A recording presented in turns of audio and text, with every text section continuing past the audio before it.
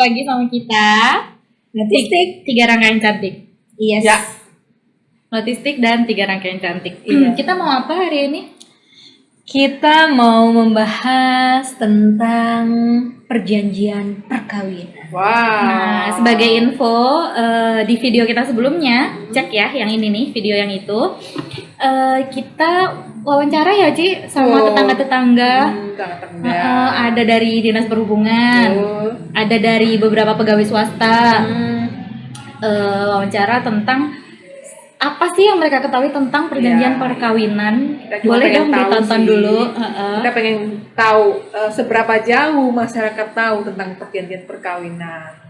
Sebelum kita bahas secara inti. Secara normatifnya kayak gimana? Pertama, mungkin kita pengen tahu dulu tentang yang namanya perkawinan ya, yang di Indonesia. Apa sih arti perkawinan itu? Perkawinan tuh apa sih, Ci? Udah nyanyi ke aku sih. Soalnya yang udah ngejalanin. Kita masih Kita masih. Oke. Karena berhubung Gimana? saya yang sudah menikah, jadi oke. Pernikahan apa perkawinan ya? Sama aja deh. Baik, kita sesuai dengan undang-undang aja. Undang-undang mengatakan itu perkawinan. Iya. Perkawinan saja. Kata perkawinan saja kita pakai. Oke. Jadi kalau perkawinan itu kita tahu bahwa perkawinan itu adalah ikatan antara seorang pria dan seorang wanita yang bersatu dan mempunyai tujuan. Tujuannya apa? Tujuannya itu membentuk suatu keluarga yang bahagia tentunya, berdasarkan dengan agamanya masing-masing gitu. Nah, itu yang berlaku di Indonesia. Tentunya beda ya. Mungkin ada negara-negara tertentu yang mengakui perkawinan sesama jenis. Kita tidak membahas hal ini. Kita bahas khusus yang di Indonesia saja. Berarti kalau perkawinan di kita itu benar-benar yang ikatan lahir batin gitu ya, Betul, Ci, ya? lahir dan batin. Tujuannya tadi Cici bilang membentuk keluarga yang bahagia. Betul, gitu berdasarkan ya. agama, ketuhanan yang Maha Esa gitu. Nah, tentunya setelah melangsungkan perkawinan ada dong akibat hukumnya. Tentunya tidak hanya akibat hukumnya itu terkait dengan hak dan kewajiban. Misalnya si suami punya kewajiban dan hak, sedangkan si istri nggak punya hak dan kewajiban. Itu enggak. Jadi masing-masing punya hak dan kewajiban. Nah, itu dong Ci yang kita mau tahu, Ci. Nih contohnya nih ya Kak Fitri. Kalau kita beli rumah, kita pasti dikasih tahu banget dong kita kreditnya kayak gimana, tata caranya apa, ketentuan berlakunya apa. Tapi ketika kita menikah, apakah itu kita kan nggak dikasih tahu kan secara hukum hak dan kewajiban kita secara hukum nih apa, secara yuridis itu apa gitu kan Ci. Akibat hukum yang Cici maksud tadi apa sih? Nah, ini akibat hukumnya kita bahas hak dan kewajiban. Nah, sekarang kita bahas yang selain hak dan kewajiban yang harus dipikul oleh masing-masing pihak suami dan istri, tentunya ada akibat hukum yang lain, yaitu terkait dengan harta. Kenapa tuh Ci hartanya? Nah, kita nggak serta-merta loh kalau kita sudah nikah terus hartanya yang jadinya hartanya punyaku. Kan katanya gitu. harta istri punya istri, Iya. harta suami punya istri ya. Nah, itu informasi dan pengetahuan umum yang di masyarakat begitu. Nah, Oke. kita Yang benarnya secara hukum ya, gimana, Ci? kita mau share ya cara harta ya Uh-uh. dalam perkawinan ya. Nah, akibat hukum dari perkawinan terkait dengan harta itu jadi 2. Setelah kita menginjak masuk dalam perkawinan, harta itu terbagi jadi 2. Ada harta bawaan dan harta campuran atau harta bersama. Pengen tahu dong harta bawaan apa sih? Iya, Ci, Bawa pengen harta tahu. gitu sih. Iya, kemana-mana dipikul hartanya. Iya, Juga iya, gitu. Gitu loh. Iya. Nah, harta bawaan itu artinya bahwa harta yang kita peroleh, baik si istri maupun si suami yang peroleh pada saat mereka belum memasuki perkawinan. Contohnya, sebelum nikah, aku beli motor atas nama Yohana Marcella Lim. Itu harta bawaan. Nah, pada saat setelah nikah, motor itu tetap menjadi milikku. Secara hukum itu milikku gitu loh. Milik Yohana, karena saya peroleh motor itu sebelum perkawinan gitu. Gitu. Nah, sama halnya juga pihak suami begitu juga. Dia yang dilihat adalah tahun dan tanggal perolehannya. Apa kalau dia 2000, katakan ya dia menikahnya di tahun 2015. dia perolehan hartanya, barang-barangnya diperoleh sebelum tahun itu, yaitu harta bawaan. Oh gitu. Terus bedanya sama yang satu lagi Nah, apa? kalau tadi? harta bersama itu adalah harta yang diperoleh setelah berlangsungnya perkawinan. Jadi itu dianggap harta bersama, harta suami dan harta istri. Kenapa disebut begitu? Karena dianggap itu adalah harta campuran. Pada saat kita menikah, itu tidak ada perbedaan lagi.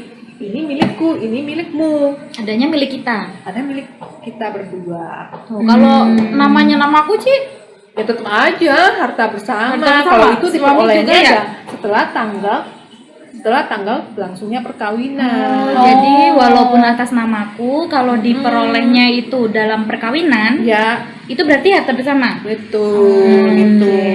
Gitu. Jadi mungkin walaupun misalkan ya, tapi amit-amit ya, misalkan terjadi perceraian seperti itu ya, nanti si harta yang kita peroleh dalam masa Harta gono perkawinan gini itu yang iya. mana berarti Ci? Nah, itu harta bersama. Oh, gitu. Itu nanti kalau terjadi bisa amit-amit ya, itu saya percaya semua agama tidak mengizinkan itu perpisahan, tapi apabila itu terjadi, itu yang menjadi dibagi dua itu harta bersama.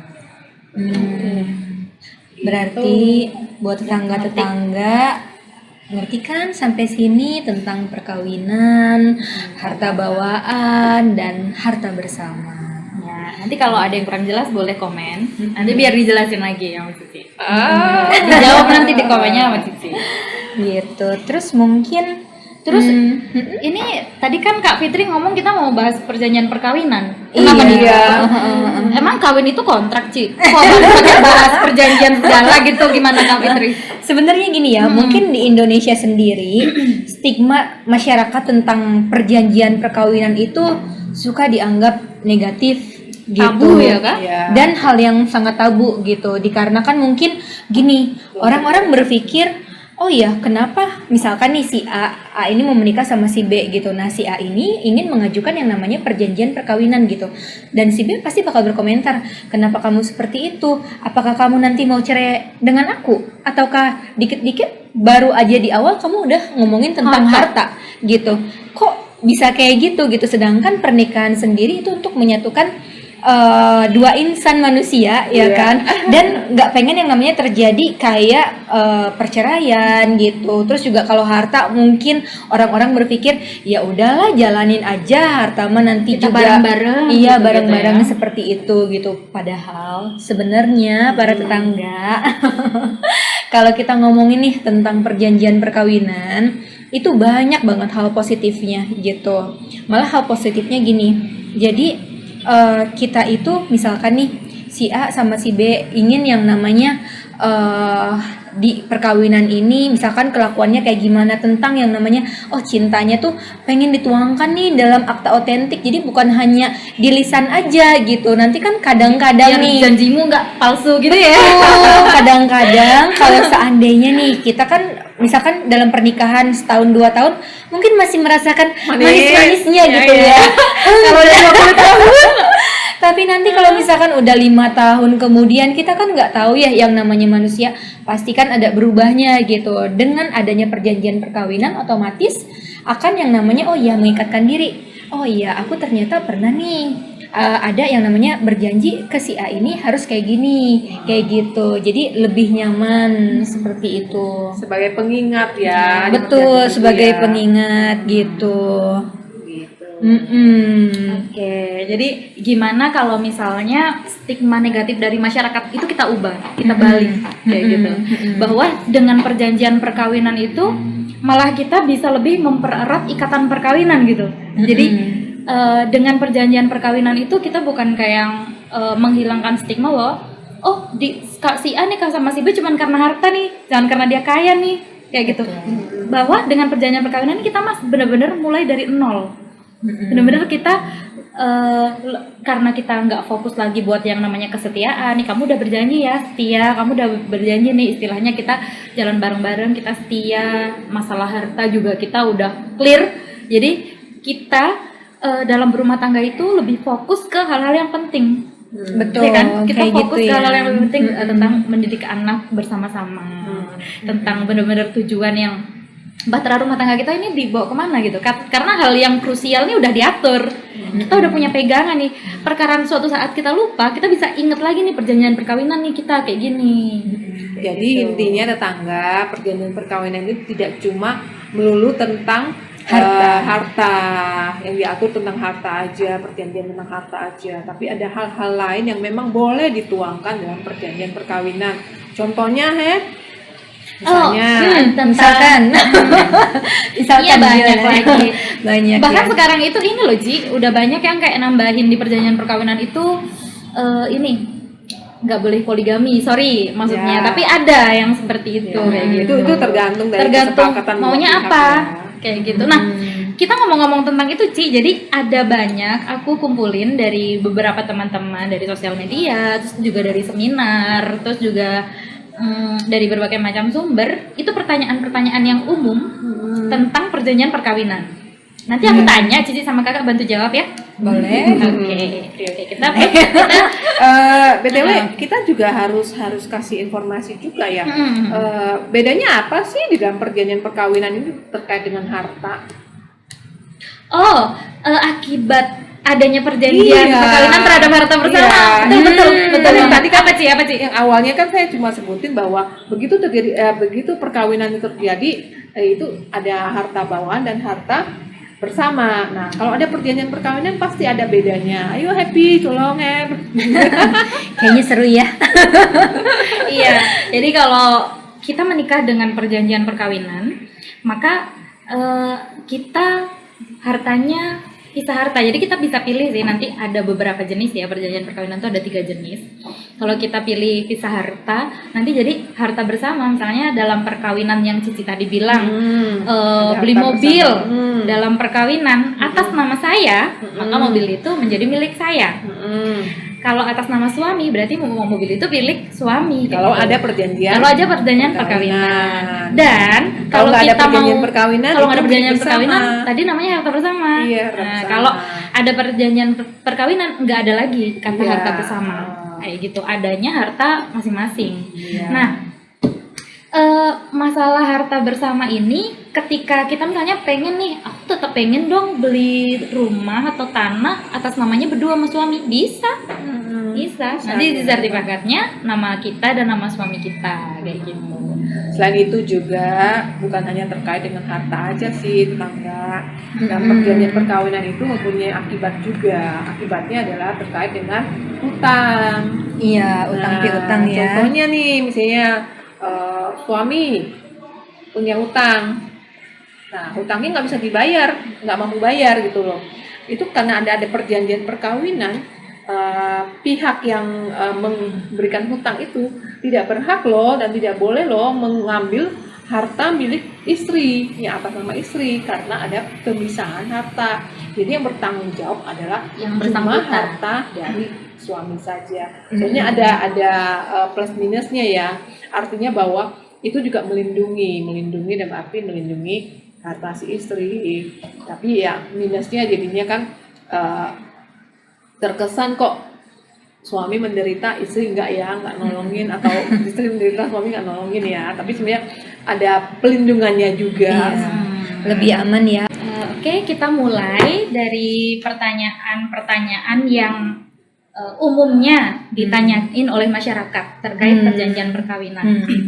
Apa sih Kak perjanjian perkawinan? Jadi tetangga, perjanjian perkawinan itu adalah perjanjian yang dibuat oleh calon suami dan calon istri, juga oleh suami dan istri untuk mengatur akibat-akibat perkawinan yang mereka rencanakan terhadap harta masing-masing gitu. Sebelumnya sih tentang perjanjian perkawinan itu ada yang namanya perjanjian pranikah ya. Ya, perjanjian pranikah itu berarti kalau sebelum ya Kak ya? Iya, itu sebelum gitu. Nah, cuman kebetulan pas waktu kemarin ada putusan Mahkamah Konstitusi nomor 69 tahun 2015 itu yang menyatakan bahwa perjanjian perkawinan bisa dibuat pada saat kita dilangsungkannya perkawinan gitu. Jadi, buat para tetangga misalkan yang sudah menikah dan ingin yang namanya mengatur nih harta antara suami dan istri itu boleh kok gitu untuk membuat perjanjian perkawinan Dalam gitu. perkawinan ya Kak? Betul. Itu kali ya Kak yang ya. biasanya Boleh. orang bilang prenuptial agreement sama postnuptial Iya. agreement Iya, itu kali ya. nanti tinggal datang aja ke notaris terdekat gitu. Terus dasar hukum nih, kita sebelum ngomong panjang dasar hukum Wah, perjanjian berat nih perkawinan dasar hukum tuh nih. diaturnya di mana? Maksudnya kita Dasar tuh hukumnya berat nih. dasar hukumnya biar kita tahu kan tetangga kan. Kita Iya. ngomongin perjanjian perkawinan mau bikin ntar bener nggak nih? Ada Iya. nggak nih? Jadi tetangga supaya ini perbincangan kita nggak cuma menurut pendapat kita aja, kita punya dasar loh, dasarnya, dasar hukumnya. Tentunya kita ambil dari kitab Undang-Undang Hukum Perdata, yaitu pasal berapa Heb?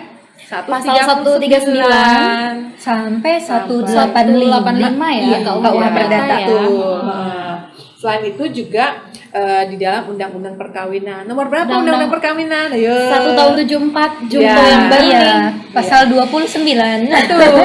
Jadi Undang-Undang Perkawinan, coba deh tetangga boleh Google juga. Google. Undang-Undang Perkawinan nomor 1 tahun 74. Iya, itu di pasal 29 terus pasal 35. Nah, itu sih yang Betul, terkaitnya. Coba betul. nanti dilihat. Ya, tetangga. Selain itu juga yang baru nih, baru banget nih, masih panas nih. Tadi disebut Kak Fitri ya? Iya, yang lagi disebut Iya. Pak Fitri, yang di putusan MK yang Iya. nomor 69 69 tahun ya. 2015. Iya, iya. Nah, itu. Oke, soalnya dulu kan di Indonesia hanya boleh pranikah. Iya. Ya. Nah, sebelum melangsungkan perkawinan boleh membuat perjanjian perkawinan. Nah, jadi Terus Hep, jadi sekarang perjanjian perkawinan itu boleh dibuat sebelum atau pada saat dan dalam perkawinan juga. iya. Itu ya. Iya. Oke. Jadi sekarang bisa pilihan ya. Pilihan. Lebih Iya. enak gitu. Jadi bagi yang sudah menikah, yang sebelumnya belum buat perjanjian perkawinan dan berubah pikiran dengan berbagai pertimbangan dan aku pengen juga nih bikin perjanjian perkawinan, tentunya dengan pertimbangan pelindungan hukum lah, tentang pelindungan keluarga atau segala macam, boleh kok. Boleh. Dengan Nanti ada putusan. hal-hal yang diperhatikan kalau kita Betul. mau bikin perjanjian perkawinan dalam pernikahan. Nanti kita ada bahas selanjutnya. Iya. Oke. Oke, kita next ke pertanyaan selanjutnya. Pertanyaan dari tetangga dan sahabat notistik ya. Oh iya, itu ya. Kalau nggak salah pertanyaannya mengenai apa saja itu sih yang diatur yang dalam diatur perkawinan dalam ya? perjanjian perkawinan. Apa tuh, Hen? Apa tuh, aja Dek? yang diatur dalam perjanjian. Jadi perjanjian perkawinan itu pada dasarnya itu mengatur tentang harta dan utang. Harta bersama, harta bawaan yang tadi Cici bilang, terus masalah utang nih. Kalau misalnya kita tanpa perjanjian perkawinan, kita mengajukan utang ke bank, itu pasti istri juga harus tanda tangan. Iya, persetujuan istri kayak gitu. persetujuan pasangan lah ya. Betul, pasangan. Tapi ketika kita punya perjanjian perkawinan itu nggak perlu. Iya, persetujuan. karena dia seakan-akan dia berdiri sendiri, dia bertindak sendiri tanpa ada persetujuan dari pasangan lagi. Betul. Tapi Karena hartanya harta sendiri gitu kan. Betul banget.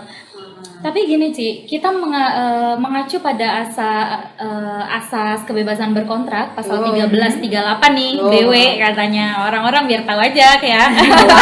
Kalau pernah. asas apa kebebasan berkontrak. Jadi kita bisa mengatur apa aja hal lain selain harta di dalam perjanjian perkawinan asalkan nggak melanggar norma susila, Iya. kepatutan, undang-undang. Syarat sahnya kayak gitu. suatu perjanjian itu Iya. harus kita patuhi juga. Iya, jangan sampai nanti misalkan Ada kita buat kesepakatan. kita buat perjanjian tapi perjanjian yang menyalahi aturan gitu. Menyalahi norma itu Iya, nggak itu boleh. nggak bisa. Contohnya apa? Perjanjian yang menyalahi norma. Jika suami meninggal, istri juga ikut meninggal, ya nggak boleh dong. Cinta sehidup semati. Dari mati ya nggak boleh dong, Iya, gitu loh. iya, Itu kan nggak norma boleh. itu ya nggak boleh kita langgar. Ya, Karena gitu. syarat sahnya perjanjian itu kita harus tetap pegang. Iya. Jadi kalau kita mau bikin perjanjian nih tetangga, ada syarat sah yang harus dipenuhi. Iya, syarat sahnya perjanjian. Ada di pasal Perjanjian. 1320 BW. Ini sering banget ditemuin. Nah, yang Ada pertama apa empat. sih? Ada 4. Yang pertama, Sepakat. sepakat. Para Sepakat. pihak itu harus sepakat. Jadi harus ada para pihak dan itu sepakat. Kalau Sepakat, ada nggak boleh kesepakatan, dipaksa, nggak boleh dibuat iya. tekanan. Betul. Kayak gitu. Itu satu. Terus yang kedua? Yang kedua, Cakap. gitu. Cakap dalam bertindak. Cakep apa? Cakep Cakep. orangnya. Cakep orangnya. Bukan. Cakap cakep. itu salah satunya dia udah dewasa. Ya, Kayak gitu. Jadi dia itu sebagai subjek hukum yang memang Udah dewasa, sudah gitu. punya kemampuan untuk bertindak Iya. dan mempertanggungjawabkan apa yang dilakukan. Iya. Jadi kalau anak kecil dia mau buat perjanjian tentunya nggak bisa, dia harus punya wali atau katakan misalnya orang tuanya yang melakukannya, gitu, kalau puasanya. Iya. Dan cakap itu tidak di bawah pengampuan ya tetangga. Yang ketiga adalah hal tertentu. Artinya ada yang diperjanjikan. Kayak misalnya perjanjian perkawinan, apa yang diperjanjikan? Pasti ada poin-poin yang diperjanjikan, ada hal yang diperjanjikan. Nggak mungkin dong suatu perjanjian nggak ada yang diperjanjikan. Gitu. Terus yang terakhir adalah sebab yang halal. Iya. Terus Oke, lanjut. ini. Tadi aku mau tambahin bahwa perjanjian perkawinan itu sekarang juga boleh mengatur, bukan boleh ya, banyak yang udah ngatur itu tadi yang bilang ada yang nggak mau dipoligami, Tuh. suami istri harus setia kayak gitu. Atau misalkan nih, kayak misalkan kita kan yang namanya udah berumah tangga ya, kita kan udah berdua dalam satu ruangan gitu. Kadang kan ada kebiasaan kita yang pasangan Nggak kita disukai. tuh nggak sukai. Nah itu kita bisa tuangkan loh di perjanjian Iya, perkawinan. contohnya apa, Pil? Kayak Tukang misalkan pil.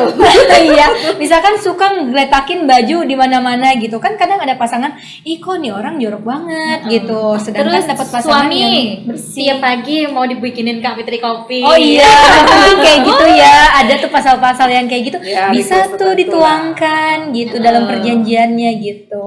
Dan yang penting juga adanya perjanjian perkawinan nih Ci, Kak, itu tidak menghapus kewajiban masing-masing antara suami Masing-masing. istri kayak gitu. Tetap kayak suami tetap punya kewajiban untuk menafkahi keluarga. Ya, begitu juga Iya, istri istri. sebaliknya.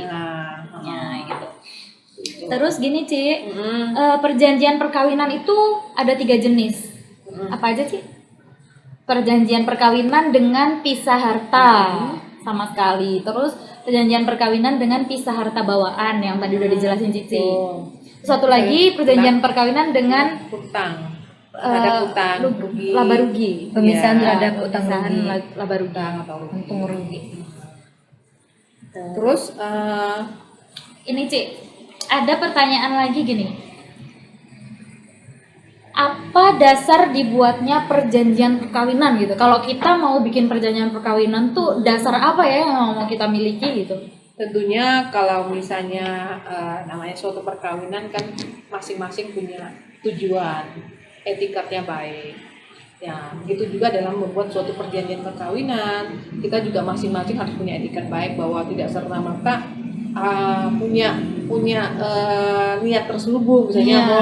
mau mengambil alih harta suami aja, enggak. Jadi masing-masing harus punya niat yang baik bahwa mempunyai tujuan yang Sesuai dengan tujuan perkawinan tujuan tadi ya Ci perkawinan, ya. yaitu, Heeh. bersatunya secara lahir dan Oke. batin. Gitu. Cici kenapa itikat baik penting tuh Ci? Oh penting banget dong, karena tujuan perkawinan itu ya memang mewujudkan keluarga yang bahagia berdasarkan ketuhanan yang Maha Esa, agama Iya. masing-masing. Harus gitu. mengindahkan norma-norma ya Ci. Betul, Norma betul. kepatutan, norma kesusilaan. Sesuai yang kayak pasal 1338 KUH Ya. per ya. gitu. Ya. Tadi kita bahas tentang perkawinan ya. Oh iya, Eh, boleh, Di boleh. Indonesia yang menjadi sah suatu perkawinan itu apa aja? Next ya, next Ya, video ya. oke. Kita next ya. Apakah perjanjian perkawinan harus dibuat di hadapan notaris? Dan apakah perjanjian perkawinan itu dapat diubah? Boleh nggak misalnya aku sama pasangan nih, Mas bikin yuk, bikin perjanjian perkawinan aja di bawah tangan gitu. Bisa nggak sih, Cik? Kalau perjanjian perkawinan itu apakah harus dibuat di depan pejabat notaris? Itu wajib. Kenapa wajib? Karena itu perjanjian perkawinan tidak hanya mengikat kedua belah pihak suami dan istri, itu ada terkait dengan pihak ketiga. Contohnya nih, Hafid. Nah, saya punya perjanjian perkawinan nih. Itu tidak hanya mengikat saya dan sama suami saya, tapi ada berhubungan dengan pihak ketiga. Contohnya iya, saya ada kredit nih, Ke bank kredit ya. ke bank nih. Itu makanya harus didaftar ya. Betul, dari perjanjian perkawinan harus daftarkan juga, karena itu adalah harus dipublikasikan. Dan arti publikasi nggak masuk orang di mana sih, enggak, bahwa itu bank juga harus tahu bahwa aku punya perjanjian perkawinan loh. Untuk memenuhi asas publisitas ya, Ci, ya. Betul. Oke. Terus perjanjian perkawinan itu boleh diubah nggak? Sebetulnya perjanjian perkawinan itu nggak dapat diubah gitu, kecuali bila ada kedua belah pihak. Kedua belah pihak sepakat. Betul, setuju adanya untuk persetujuan mengubahnya. untuk mengubah atau mencabut Mencabut. gitu. Yang penting jangan merugikan pihak Pihak ketiga, ketiga. tetangga. Gitu. Poinnya di situ ya, Kak ya. Oh ya, sekarang aku mau tanya nih, Dek. Apa sih? Aduh, susah nih. Enggak. Oke. Gini, apa sih urgensi ya kan bahwa kita itu membutuhkan yang namanya perjanjian perkawinan? Oke. Kenapa pasangan itu harus bikin perjanjian perkawinan? Sebenarnya perjanjian perkawinan itu merupakan suatu pilihan. Boleh bikin, boleh enggak, Ya. kayak gitu. Cuman kenapa harus bahasanya itu urgensi gitu loh. Jadi menurut saya itu ada 3 hal sih yang penting. Kenapa kita tuh harus bikin perjanjian perkawinan? Yang pertama itu kalau kita menjalani pernikahan campuran. Jadi kita menikah dengan WNA, warga negara asing. Sebagaimana kita tahu, WNA tuh nggak boleh punya hak milik atas tanah, kayak gitu. Jadi ketika sertifikat yang atas nama HM, hak milik itu nggak boleh. nggak boleh dimiliki oleh warga negara asing, kayak gitu. Hanya warga negara Indonesia yang boleh memiliki hak milik atas tanah. Dan ketika kita menikah dengan orang asing, berarti kan harta kita bercampur. Itu harta bersama kan? Berarti orang asing yang bersangkutan punya hak atas tanah, misalnya hak milik yang kita punya kayak gitu loh. Makanya ketika kita menjalankan pernikahan campuran, kita harus memiliki perjanjian perkawinan. Hal ini juga diatur di PP nomor 103 tahun 2015. Bahwa warga negara Indonesia bisa punya hak milik atas tanah ketika dia menikah dengan orang asing, warga negara asing, apabila dibuktikan dengan perjanjian perkawinan. Itu yang pertama.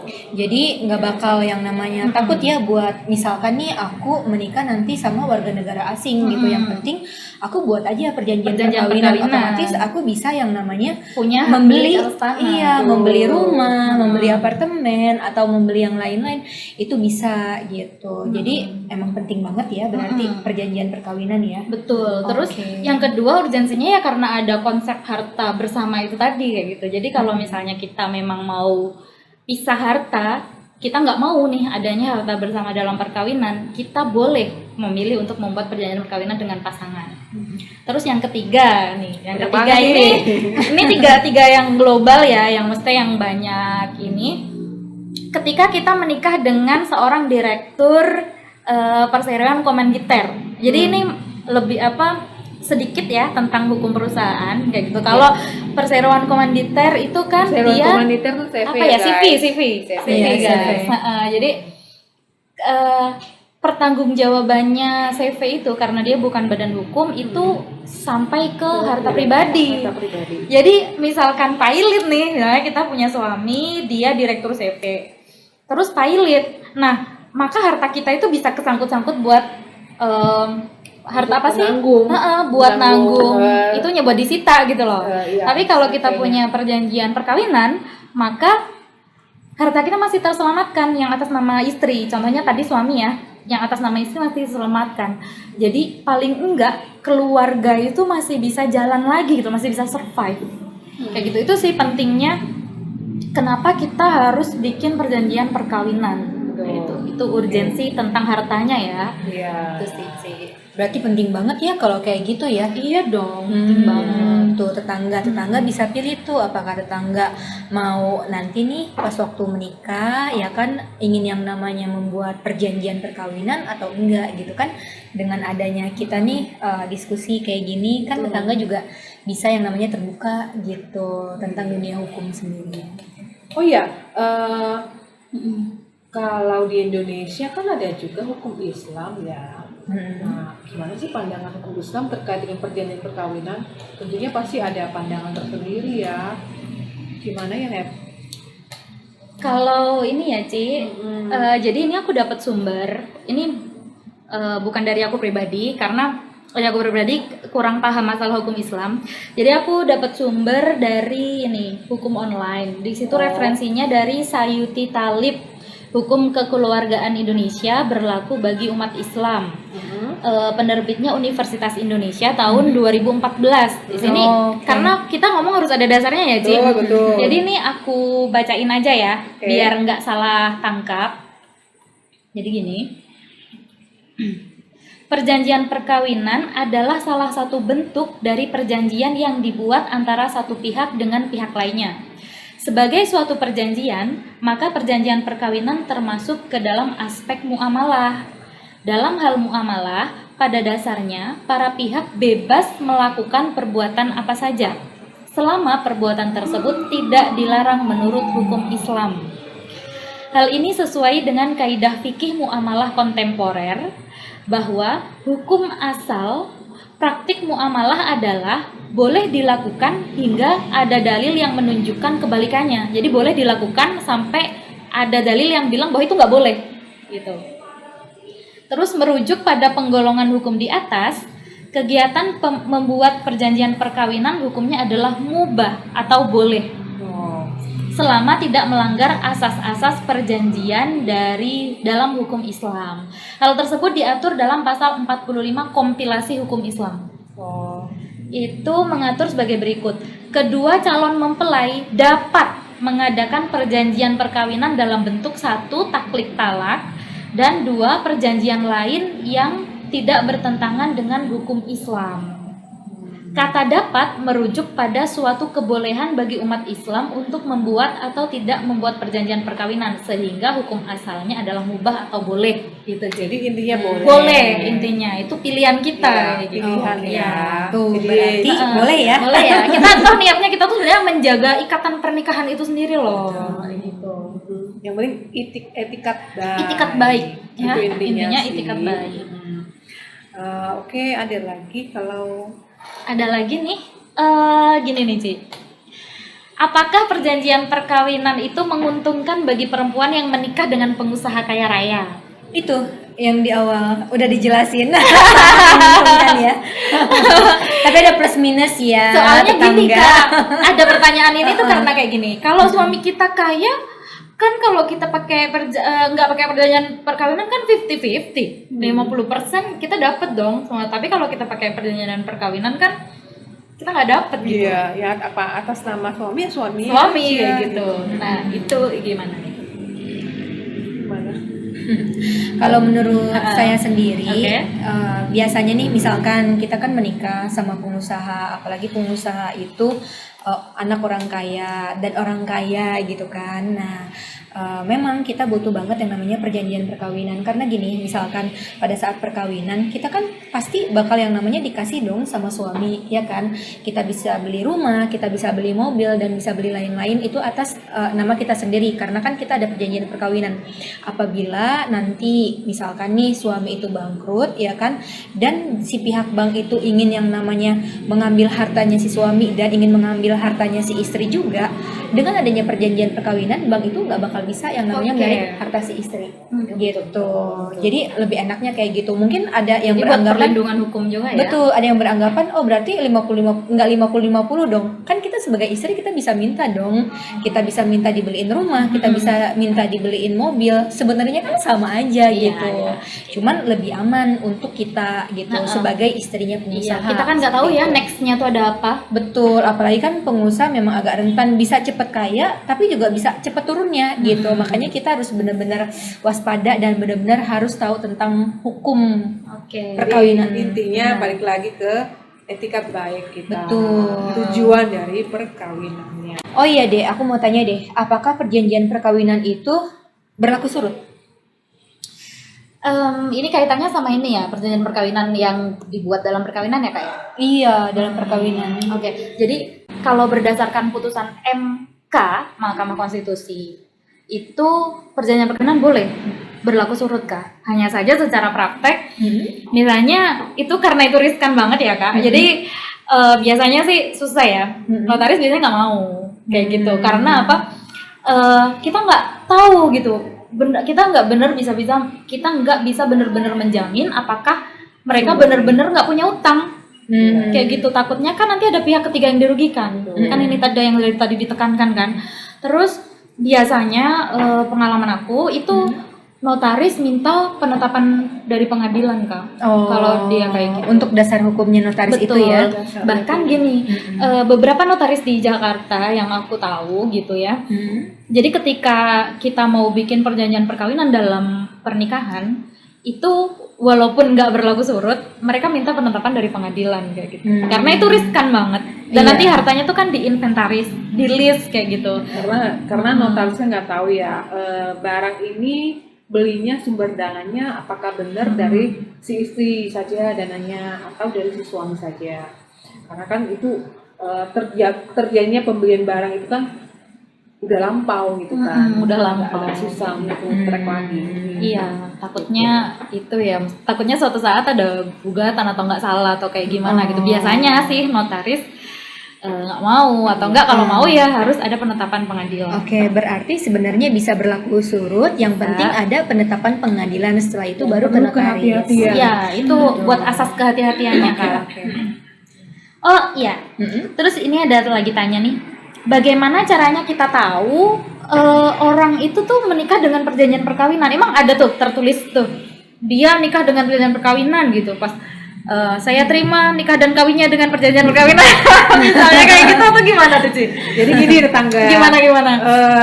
Perjanjian perkawinan kalau memang dia buatnya sebelum berlangsungnya perkawinan, dari sebelum perjanjian itu, Perjanjian pranikah itu di dalam kalau di akte perkawinan itu biasanya ada catatannya di situ bahwa perkawinan ini berlangsung dengan adanya perjanjian perkawinan nomor sekian, akte nomor sekian, tanggal berapa. Nah, itu yang di akte perkawinan. Di dalam buku nikah juga ada catatan pinggirnya. Kayak gitu. Tapi kalau misalkan nih pada saat berlangsungnya perkawinan itu gimana tuh Ci? Apakah masuk juga ke aktanya gitu? Nah, dengan adanya putusan MK ini kan berarti kan perjanjian perkawinan itu boleh dibuat dalam perkawinan. Nah, itu juga harus didaftarkan. Kemudian itu di kantor Dukcapil itu di dalam akte kita juga ada catatan pinggirnya. Tetap harus ada. Mungkin next video kita akan memberikan informasi secara lengkap prosesnya kalau untuk perjanjian perkawinan yang dibuat dalam perkawinan. Mungkin kita akan cari narasumber yang kompeten, yang langsung praktisi kali ya Ci ya. Iya. Betul. Jadi kita tahu prosesnya gimana, apa bedanya gitu. Tadi kan Cici sama Kak Fitri ngomongin tentang didaftarin. Berarti daftar kemana sih?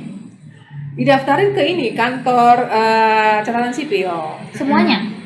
Itu yang untuk ini ya, untuk yang non muslim. Tapi kalau misalkan untuk yang muslim kita ke KUA, gitu.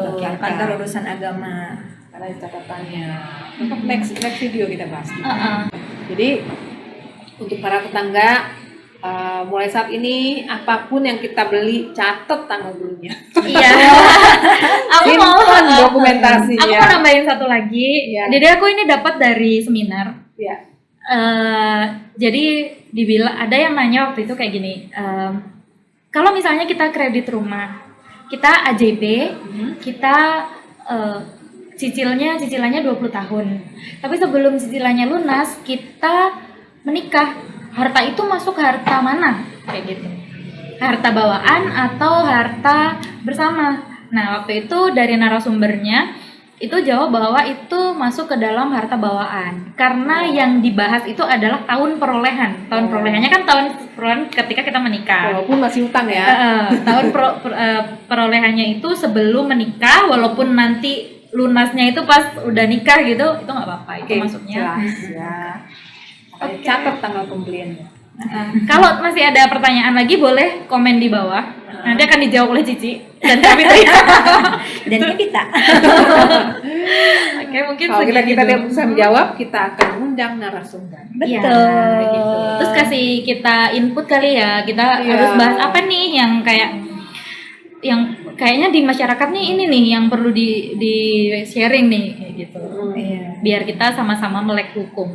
Ya. Betul. Sekali. Oke, udah kali ya. Cukup ya. Makasih banyak loh Ci, Kak Fitri waktunya. Ya, makasih Ya. juga loh dia. Ya, Makasih semoga- juga tetangga ya udah nonton kita. banyak udah ditonton. Pokoknya Jangan lupa like ikutin dan terus. subscribe Iya. ya. Iya. Ikutin terus kita karena ngerumpi yang bermanfaat. Bermanfaat insya Allah ya. Oke. Oke deh, kita pamit yuk. Yuk pamit yuk. Tetangga sampai di sini Sampai ya jumpa lagi. untuk videonya. Ya. Ya, dadah.